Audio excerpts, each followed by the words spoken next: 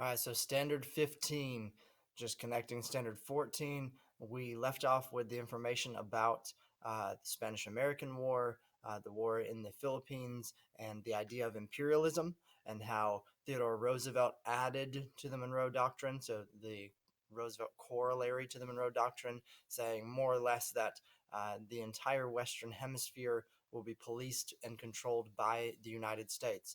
So, with that concept of our focus solely on the Western Hemisphere, we try to remain neutral in World War One.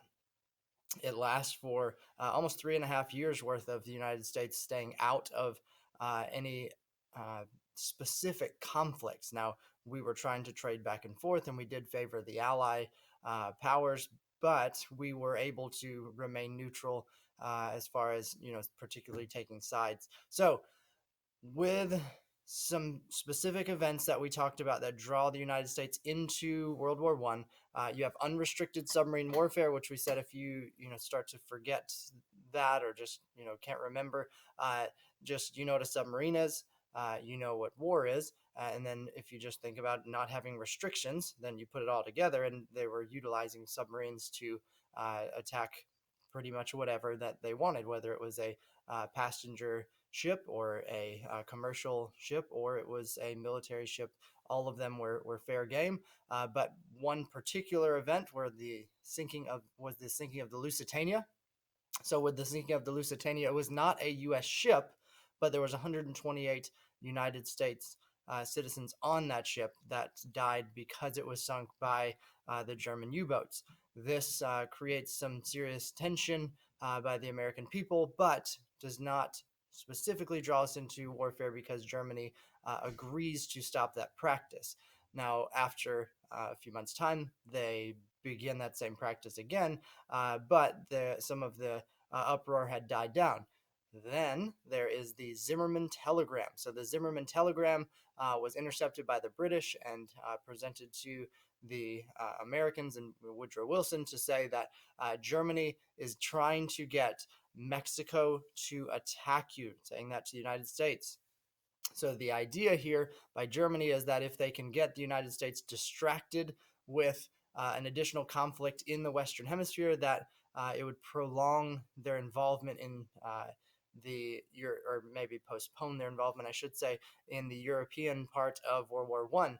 So that somewhat backfires because now the American people get to see the telegram and are outraged and feel that we need to get involved in this conflict that previously maybe not the majority of American people felt like we should get involved in, but now it was once we're in, we're in. And so when the United States gets involved, you have about a year and a half, and the war is over because we mentioned how it was more or less a tie up to that point.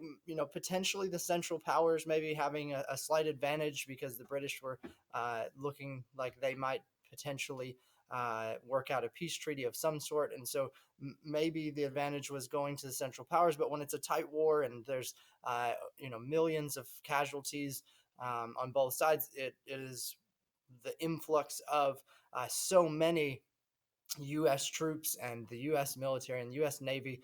It just put it over the top, and the United States becomes, if they weren't already in the view of others, the dominant world power post World War One. Then we connected to what was going on in the United States or the domestic impact of World War One. We talked about the Great Migration, and so you have a large number of African Americans that were living in the South, still having Jim Crow laws, still under segregation. So when jobs became available, well, that would be one of the reasons, but there was a huge migration of African Americans from the South to major northern cities. The other connections of what was going on domestically in the United States was the Espionage Act, and we mentioned how that had to do with spying, but also really it was if you spoke out against the war effort, it was pretty general that you could be arrested. One of the more famous individuals that was arrested was Eugene Debs. So Eugene Debs was a socialist, and the idea of socialism It was not really a popular one at that point in U.S. history, and it was connected to some of the later in Standard 16, we'll mention the Red Scare, and so it's connected to some of the revolutions going on globally post World War One, specifically the Russian Revolution. But Eugene Debs ran for president multiple times and was trying to bring up the idea of positives with socialism, but it just was not uh, well received at that point in history. Then the last part is post World War One, because the United States was on the winning side of World War One. Woodrow Wilson was providing his idea, or his 14-point plan to prevent another world war. And one of the major components of that was the League of Nations. But in order to have the United States get completely involved and officially lead the League of Nations, Congress had to approve of that involvement, and Congress did not approve of that, as you can imagine, much to Woodrow Wilson's disappointment. And then this will connect us to the Red Scare of Standard 16.